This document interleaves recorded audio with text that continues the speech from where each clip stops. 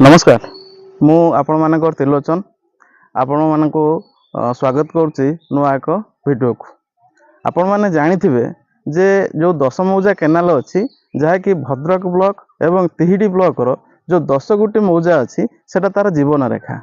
जदि ये 10 गोटी मौजा रे जो चासी भाई माने अछंती जदि आदौ वर्षा न होबो किंबा अत्यधिक पानी हेले बन्या हेले ता परे भी मध्ये माने ये 10 मौजा केनाल उपर निर्भरशील होई चाष करती से धान चाष पाखर आरंभ करी पनीपरिया पाखर आरंभ कर विभिन्न प्रकार चाष करी 10टी मौजार लोक मैंने निजर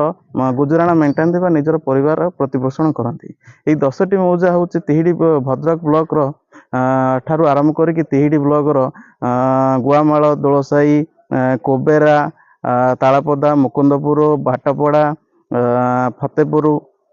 कोल्ह सिंदल एमती है कि बिंधा पाखरे 10 मौजा केनाल टी शेष हो जाइए। तबे ये 10 मौजा केनाल रो अवस्था आपण माने देखंतु ये 10 मौजा केनाल रो प्रत्येक वर्ष होची विभिन्न खबर कागज गणमाध्यम एवं सामाजिक कर्मी मानकर जेतबळे आलोचना हबो बा विभिन्न गणमाध्यम रे बाहरिबो तो सेमाने आसी कि 10 मौजा केनाल को सफा करंती। मु आपण मानक देखैबी देखन बर्तन 10 मौजा केनाल टी केमती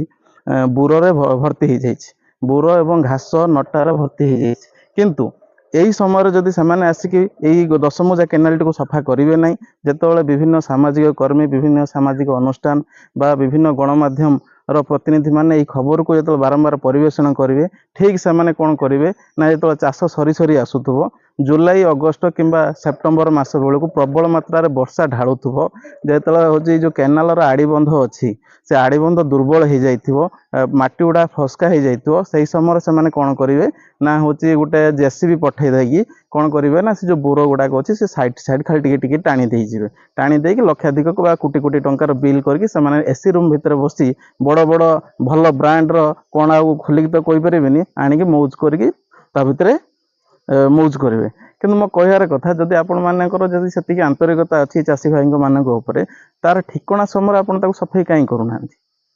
ठीक समय सफाई करेंगे जो विरोध हम से आसिक आप सफाई करेंगे जदि ठीक समय सफाई करते से को जो नदी बंधर केनाल बंधर जो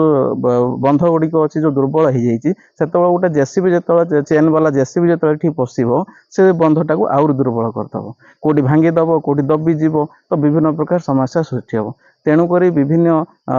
चाषी मानकर समस्या को आखि आगे रखी जदि Salandi division Salandi canal division तरफ यदि 10 मौजा केनाल टाकू एबे ठारू सफाई उपरे ध्यान देवे आगामी दिन में चाषी कूल मैंने निश्चित भाव में भल से चाष करें एवं पानी कौन से समस्या हम ना तेणुक जो